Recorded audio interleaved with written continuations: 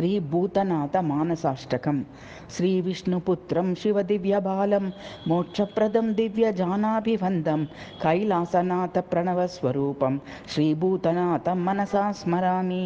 अज्ञानघोरान्धधर्मप्रदीपं प्रज्ञानदानप्रणवं कुमारं लक्ष्मीविलासैकनिवासरङ्गं श्रीभूतनाथं मनसा स्मरामि। लोकैकवीरं करुणातरङ्गं सद्भक्तदृश्यं स्मर विस्मयाङ्गं भक्तैकलक्ष्यं स्मर सङ्गभङ्गं श्रीभूतनाथं मनसा स्मरामि।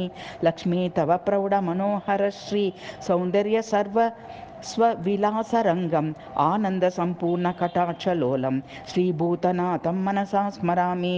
पूर्णकटाक्षप्रभया विमिश्रं सम्पूर्णसुस्मेरविचित्रवक्त्रं मायाविमोहप्रकरप्रणाशं श्रीभूतनाथं मनसा स्मरामि।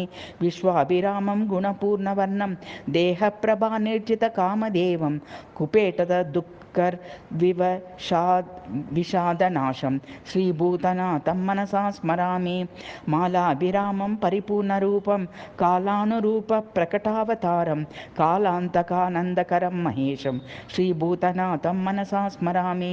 पापापहं तापविनाशमीशं सर्वाधिपत्यपरमात्मनाथं श्रीचूर्यचन्द्राग्रिविचित्रनेत्रं श्रीभूतनाथं मनसा स्मरामि। इति श्रीभूतनाथमानसाष्टकम्।